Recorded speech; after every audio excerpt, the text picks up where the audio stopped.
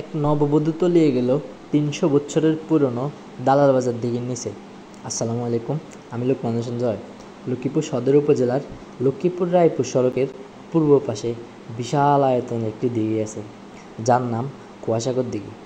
খোয়া মানে কুয়াশা, অর্থাৎ দিঘিটির আয়তন এতই দীর্ঘ যে এর এক প্রান্ত থেকে অন্য প্রান্ত তাকালে কুয়াশাময় মনে হয় বলে এর নামকরণ করা হয় কুয়াসাগর।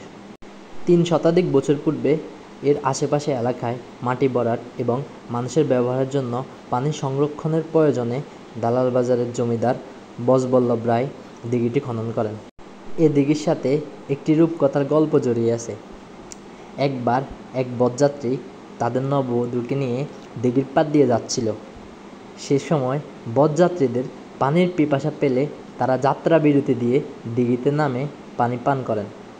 নববধূও নেমেছিল পানি পান করার জন্য, কিন্তু যখন নববধূটি অঞ্জলি ভরে পানি পান করতে যাচ্ছিল, অমনি তার পা দুটি ধরে কে যেন তাকে নিচের দিকে টেনে নিয়ে যায়।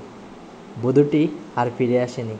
সেই থেকে এই স্থানটিতে গভীর গর্ত হয়ে আছে। প্রচণ্ড খরায় সারা দিঘি শুকিয়ে গেলেও এই স্থানটি শুকায় না। কুয়াসাগর দিঘি অল্প পশ্চিমে কোদালদোয়া দিঘি নামে আরও একটা দিঘি আছে।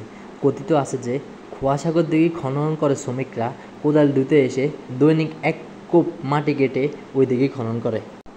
দিঘির পাড়ের পরিবেশ খুবই মনোরম। সন্ধ্যার সময়ে পশ্চিম ও পূর্বের দিকে আলোকিত হয়ে সুন্দর দৃশ্য তৈরি করে। দিঘির পাড় জুড়ে গাছ লাগানো, পরিষ্কার পানি, প্রতিদিন ভ্রমণপ্রেমীরা ঘুরতে আসে। ভ্রমণের সেরা সময় শীতকালে নভেম্বর-ফেব্রুয়ারি। শান্ত হাওয়া উপভোগের জন্য